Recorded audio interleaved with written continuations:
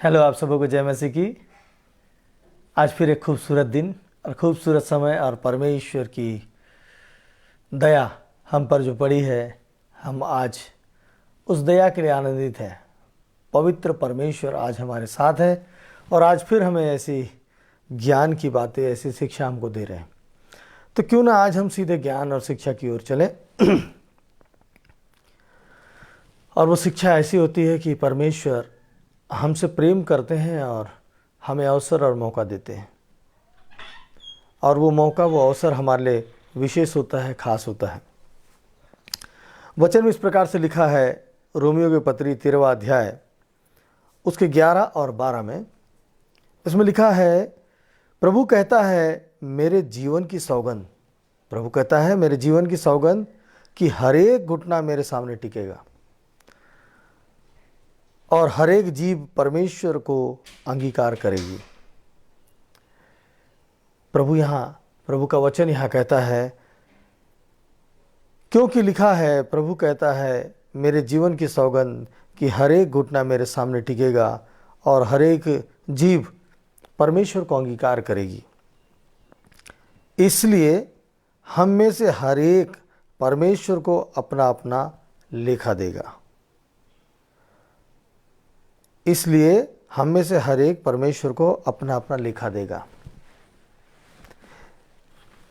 यानी कि हमें परीक्षा में तो पढ़ना है, हमें एग्ज़ाम तो देना है।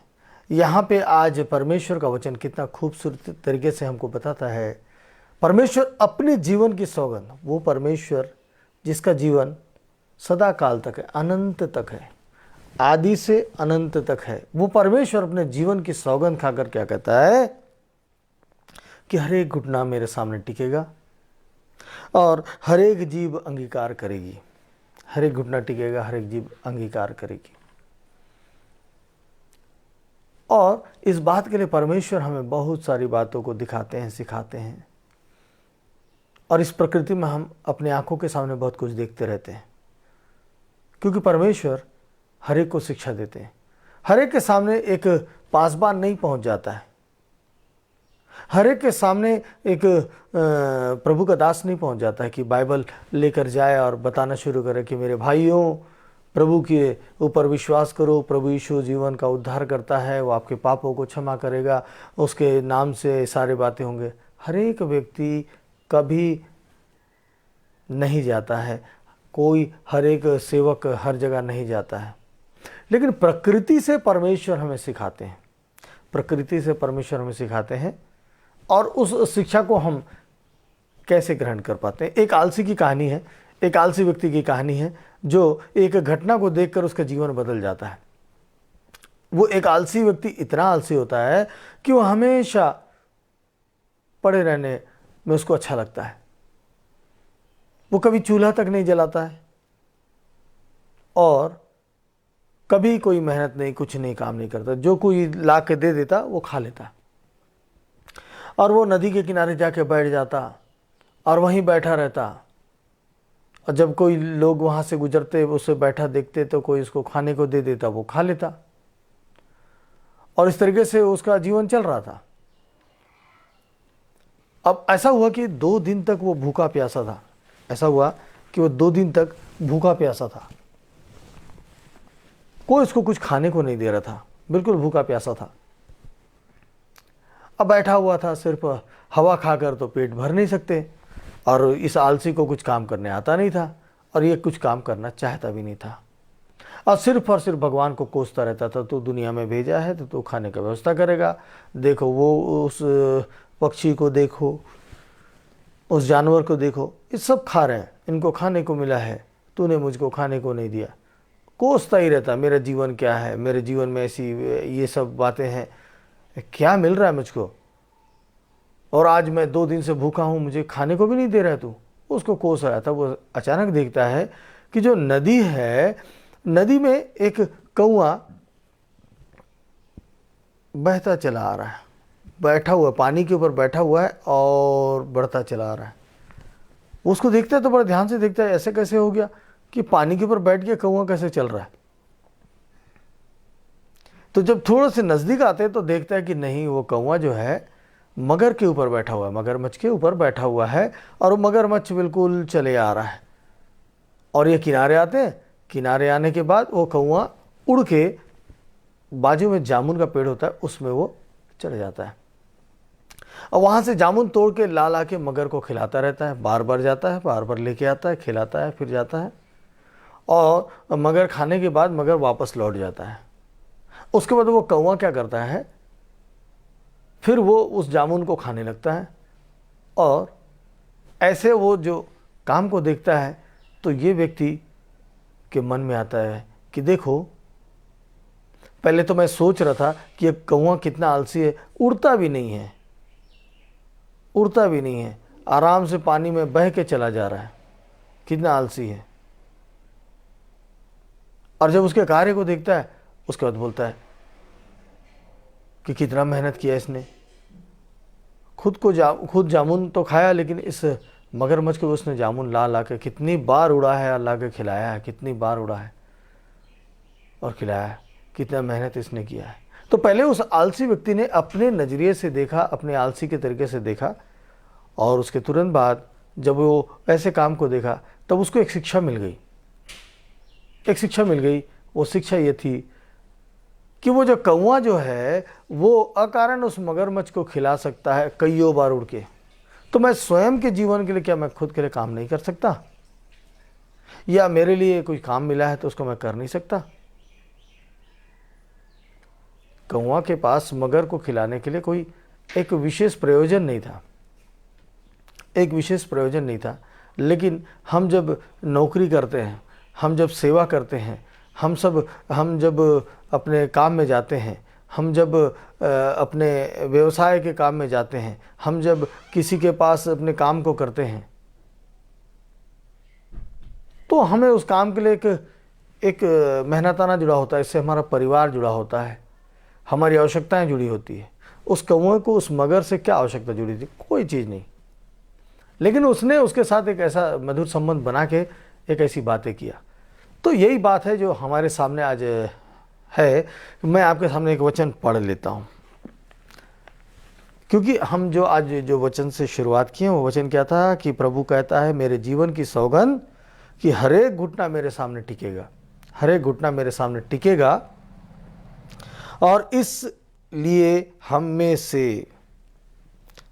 से हर एक को परमेश्वर का अपना लेखा देना होगा, परमेश्वर को अपना लेखा देना होगा। हम अपना लेखा देंगे। तो देखिए, जब हमको हमारे परिवार के लिए जिम्मेदारी मिली, हमको काम मिला, हमको नौकरी मिली, या हम किसी के यहाँ काम करते हैं या कहीं हम व्यवसाय करते हैं, हम किसी के अधीन में रहते हैं, तो वो अधीन में रहने का सबसे मुख्य कारण होता है कि हमारे पास एक बाइबल का एक वचन आता है। वो वचन हमको सिखाता है। क्या सिखाता है देखते हैं। ये रोमियो की पत्री 13वां अध्याय में इस प्रकार से लिखा है, हर एक व्यक्ति शासकीय अधिकारियों के अधीन रहे। बाइबल क्या सिखा रही है? हर एक व्यक्ति शासकीय अधिकारियों के अधीन में रहे, क्योंकि कोई अधिकार ऐसा नहीं जो परमेश्वर की ओर से न हो। क्योंकि कोई भी अधिकार ऐसा नहीं है जो परमेश्वर की ओर से ना हो, परमेश्वर की ओर से ना हो। और जो अधिकार है वो परमेश्वर के ठहराए हुए हैं, और जो अधिकारी हैं वो परमेश्वर के ठहराए हुए हैं।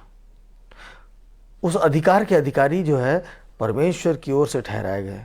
इसलिए जो कोई अधिकार का विरोध करता है, इसलिए जो कोई अधिकार का विरोध करता है वह परमेश्वर की विधि का सामना करता है। जो कोई उस अधिकार का विरोध करता है वो क्या कर रहा है? वो परमेश्वर की विधि का सामना कर रहा है, और सामना करने वाला दंड पाएगा, सामना करने वाले दंड पाएंगे। क्योंकि हाकिम अच्छे काम के नहीं परंतु बुरे काम के लिए डर का कारण है। अतः यदि तू हाकिम से निडर रहना चाहता है, यदि तू हाकिम से निडर रहना चाहता है तो अच्छा काम कर। निडर रहना चाहता है तो क्या कर?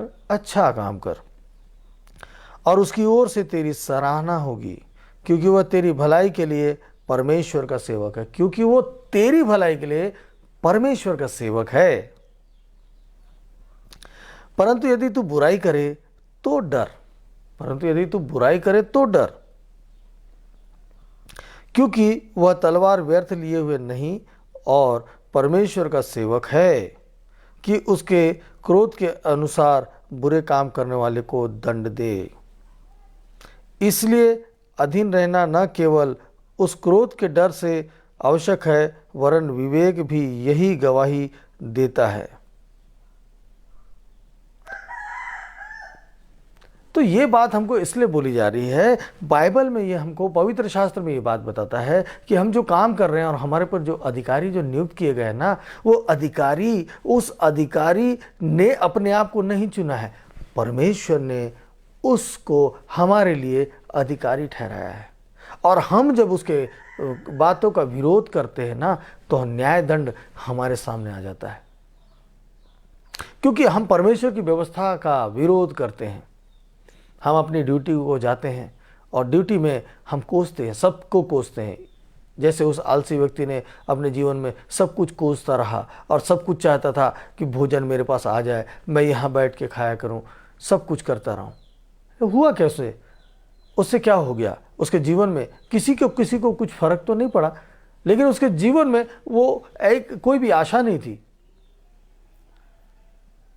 और वो ईश्वर को कोसता है। हम जब अपने नौकरी में जाते हैं, अपने ड्यूटी में जाते हैं, अपने काम में जाते हैं और हम अपने काम को अगर ईमानदारी से नहीं करते हैं और हमारे ऊपर अगर कोई न्यायी बना हुआ है, हमारे ऊपर जो अधिकारी बना हुआ है, हम उसको कोसने लगते हैं। ये हम ही को बोलता है, ये हमारे ही पीछे पड़ते हैं, ये जब भी देखो हमारे। लेकिन यहाँ पवित्र शास्त्र क्या कहती है कि तुम्हारे ऊपर अगर कोई अधिकारी ठहरा हुआ है, तुम्हारे ऊपर यदि कोई अधिकारी को ठहराया गया है, तो वो अपने आप से नहीं, परमेश्वर की ओर से ठहराया गया है। शायद हमारे काम में कुछ तो ऐसी बातें हैं जिसके लिए हमारे उस अधिकारी को उस प्रकार का दंड देने के लिए हमें परमेश्वर की ओर से आज्ञा दी गई हो, क्योंकि परमेश्वर हमसे प्रेम करता है और हमें कोई लायक और काम सौंपता है ना, तो वो काम के लिए हमको तैयार भी करता है। और जब हमको जो काम मिलता है, हम उसमें तैयार रहेंगे, तैयारी करेंगे और ईमानदारी से करेंगे, तो हमें किस बात का डर? यहाँ बोला गया है ना कि अगर तू काम सही करेगा तो क्यों डरेगा। लेकिन अगर तू डर रहा है तो तू अपने काम में गलती कर रहा है, तू अपने काम को ठीक से नहीं कर रहा है, इसलिए तेरे शरीर में वो डर है, वो भय है, उस व्यक्ति का, उस अधिकारी का डर है। तो हमें अपने काम को, जो काम हमें दिया गया है, बड़े ईमानदारी के साथ हमें करना होगा। ये पवित्र शास्त्र कहती है। ये पवित्र शास्त्र में ये नहीं कहती है कि विशेष जाति के लोग विशेष काम ही करेंगे, परमेश्वर हमको आशीष बढ़ा बढ़ा के देंगे, हम दुआ करेंगे, हम घुटने टेकेंगे और परमेश्वर हमको थाली भर भर के सारा चीज़ ला कर दे देंगे। नहीं, परमेश्वर हमारे सारी व्यवस्था करते हैं, लेकिन हमें इस संसार में योगदान देना है।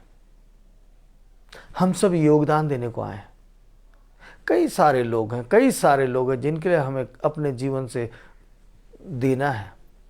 अगर हम सब अपने कामों में ईमानदारी से काम करेंगे और आज इस बात को समझ कर काम करेंगे कि परमेश्वर ने हमें ये काम देने के ऊपर ये जो अधिकारी ठहराए हैं वो उसकी ओर से है, और ये जो कहते हैं जरूर इसमें हमारे लिए कोई भलाई की बात है। हम उसे बुराई न ढूंढें।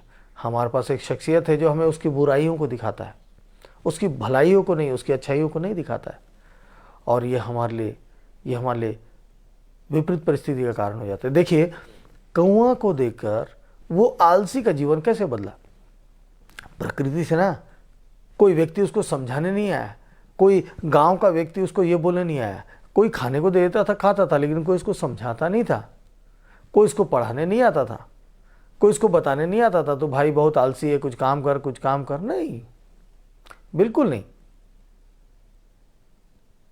लेकिन उसने प्रकृति से देखा, प्रकृति की चीज़ों को देखा तो शिक्षा मिल गई। वैसे ही आज आपके और मेरे जीवन में प्रकृति हमें सिखाएगी। पवित्र शास्त्र जो हमारे हाथ में है, इसके अलावा ये पूरे संसार, प्रकृति जो है, ये पवित्र शास्त्र से भरा हुआ है, व्यवस्था से भरी हुई दुनिया है। इसमें हमको परमेश्वर सिखाते जाते हैं। और हम प्रकृति को देखकर सीखते चले जाते हैं। तो जब हम प्रकृति को देखकर बाकी चीज़ों को सीखते हैं तो पवित्रता की चीज़ों को क्यों ना सीखें। आज जो हमें आदेश मिला है वो आदेश ये है कि हम अपने कामों को ईमानदारी से करें और इस बात की चिंता न करें कि अधिकारी हमें परेशान करता है या हमारे ऊपर ठहरा हुआ व्यक्ति हमें परेशान करता है। यहाँ तो पवित्र शास्त्र कहती है कि वो परमेश्वर के द्वारा ही नियुक्त किया गया है हमारे लिए। तो जब परमेश्वर के द्वारा नियुक्त किया गया है, हम अपने काम में ईमानदार हो जाएं, हम अपने काम को बेहतर से बेहतर करने का प्रयास करें, तो परमेश्वर खुश होकर, आनंदित होकर हमारे लिए सारी बातों को पूरी करेंगे। देखिए, हमने वचन के शुरुआत में पढ़ा था, हमने शुरुआत में क्या पढ़ा था, क्योंकि लिखा है, मतलब रोमियो 14 का 11 और 12, क्योंकि लिखा है, प्रभु कहता है मेरे जीवन की सौगंध कि हर एक घुटना मेरे सामने टिकेगा, मेरे जीवन की सौगंध कि हर एक घुटना मेरे सामने टिकेगा और हर एक जीभ परमेश्वर को अंगीकार करेगी। इसलिए हम में से हर एक परमेश्वर को अपना अपना लेखा देगा। तो हमको अपना लेखा देना है। अभी हम सब काम कर सकते हैं, अभी हम सारे काम कर सकते हैं, हमारी इच्छा हम क्या करें, लेकिन लेखा तो तैयार हो रहा है, लेखा तो देना पड़ेगा। और आज परमेश्वर की आज्ञा, आज का वचन, आज की कहानी, आज का खूबसूरत बातें जो आपके और मेरे लिए है, जो आज के तारीख में हमारे लिए जोड़ा गया है, वो विशेष बात यह है कि हमें जो कार्य दिया गया है उस कार्य को हमको ईमानदारी से करना होगा और हम अपने ऊपर बैठाए गए, ठहराए गए हाकिमों के लिए बुरी बातें न सोचें, क्योंकि परमेश्वर का आज वचन कहता है कि वो जो ठहराया हुआ व्यक्ति है, वो जो ठहराया हुआ व्यक्ति है वो परमेश्वर की ओर से। अब वो ठहराया गया एक व्यक्ति नहीं होगा, वो पूरा विभाग होगा, उसके बाद हमारे राज्य के अधिकारी होंगे, हमारे देश के अधिकारी होंगे, हमारे देश के प्रधानमंत्री भी हैं, हमारे देश के राष्ट्रपति भी हैं, हमारे राज्य के मुख्यमंत्री भी हैं, मंत्री भी हैं, कलेक्टर भी है, कमिश्नर भी हैं, सारे प्रकार के अधिकारी हैं। और ये परमेश्वर के द्वारा चुने गए लोग हैं और व्यवस्था में एक के पीछे स्टेप बाय स्टेप उनको ठहराया गया है निम्न स्तर तक, क्योंकि परमेश्वर कंगालों की सुधि रखता है, कंगालों की सुधि रखता है, गरीबों को, भूखे को भोजन की व्यवस्था करता है। और वो परमेश्वर उस ऊंचे पर बिठाए हुए अधिकारी या प्रधानमंत्री या मुख्यमंत्री, जो ऊंचे सिंहासन में जिसको परमेश्वर ने बैठाला है, उसके दिमाग को इस प्रकार से तैयार करता है कि अभी हमारे राज्य में, हमारे देश में कौन सी चीज़ों की आवश्यकता है, जिससे मेरे बच्चे जो आज कंगालपन में है, जो आज बेरोजगारी में है, जो आज तकलीफ में है, उनके लिए क्या व्यवस्था की जाए।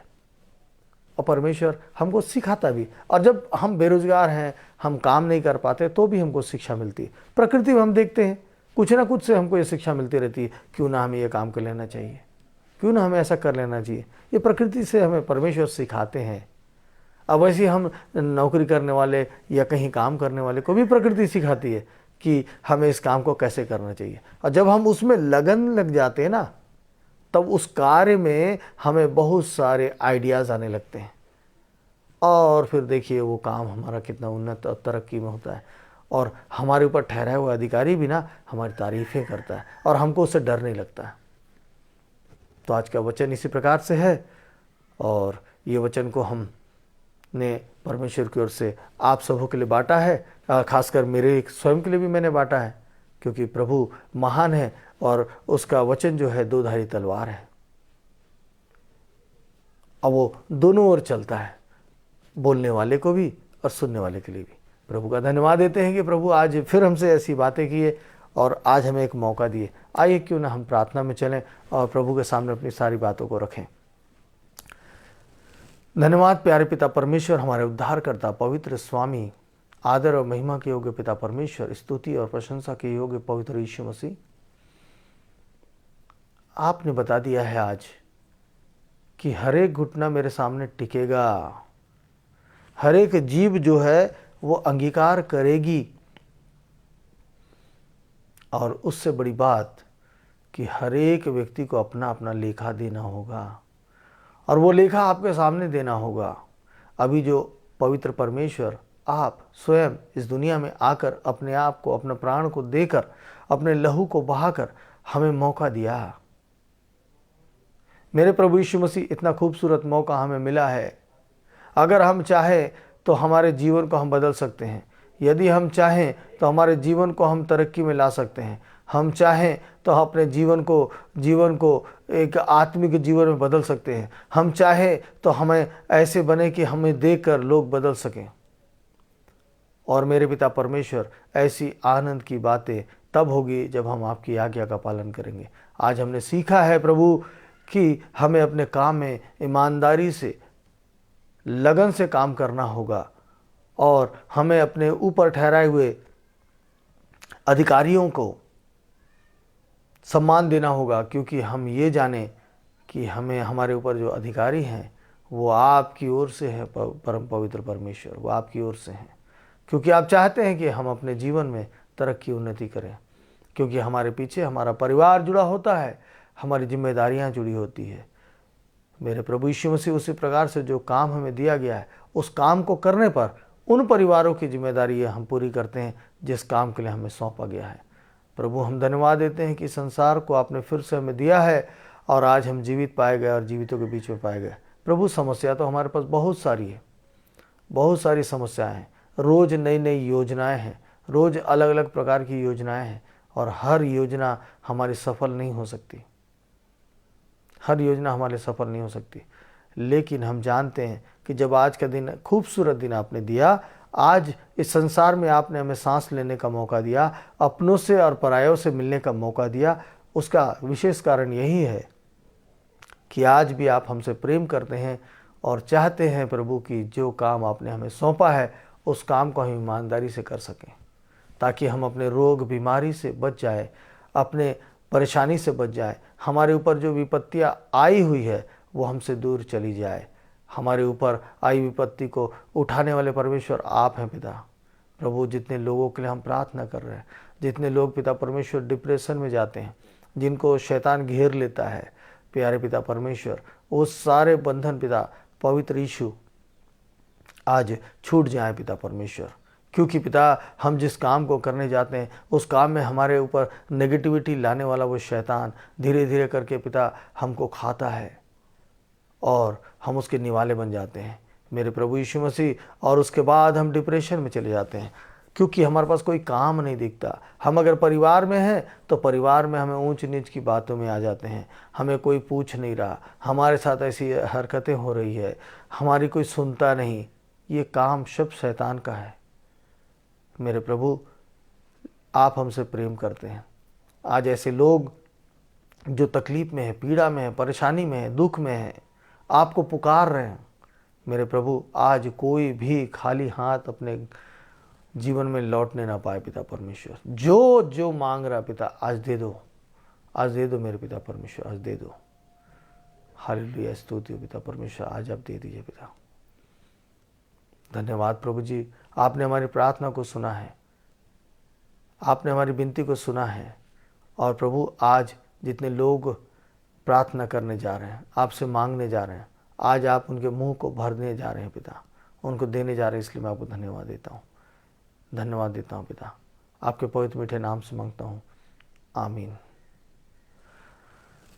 हमारे जीवन में आज एक ऐसी शिक्षा मिली है जिसे हम सरलता से लेते हैं, एक आम जीवन की तरह लेते हैं, लेकिन हम बड़े जिम्मेदारी के साथ अपने कामों को आज करेंगे। क्योंकि आज से परमेश्वर ने कहा है कि मैं तो तुम्हारा लेखा लूँगा, लेकिन मैंने तुम्हें जो काम सौंपा है और जो तुम्हारे ऊपर उच्च अधिकारी नियुक्त हैं, उन सारी बातों को मैं अपनी ओर से देखता हूँ और देता हूँ। तो हमें इस बात को जानकर कि हम जिस काम को कर रहे हैं और हमारे पास जो अधिकारी है, जो हमारी निगरानी करता है, जो हमारी आवश्यकताओं को ध्यान में रखता है, वो परमेश्वर की ओर से नियुक्त है। इसलिए आज से हम अपने जीवन को इस तरीके से ढालें। और दूसरी बात, जैसे वो उस आलसी व्यक्ति ने उस कौए को देखकर अपने जीवन को बदला, वैसे ही प्रत्येक दिन जब हमारे लिए खास दिन आता है, आज भी हमारे लिए खास दिन है, तो ये जो प्रत्येक दिन है, आज का दिन जो है, इसमें भी हमें प्रकृति से शिक्षाएं मिलेगी, किसी न किसी जरिए से हमें शिक्षा मिलेगी। हम उसको देखें और उससे ग्रहण करें और देखें कि परमेश्वर किस तरीके से हमारी सहायता करता है, कभी किसी बात की कमी और घटी ना होगी। ये परमेश्वर का वायदा है। परमेश्वर महान है, परमेश्वर का धन्यवाद हो। चलिए, आज फिर समय हो गया और बहुत जल्दी समय बीत जाता है। परमेश्वर की बातों में जब मन लगता है तो बहुत अच्छा लगता है, और परमेश्वर हमारे जीवन को बदल भी रहे हैं। प्रभु आप सबों को आशीष दे, और कल फिर मिलेंगे एक अच्छी कहानी के साथ, एक अच्छे और अच्छे वचन के साथ।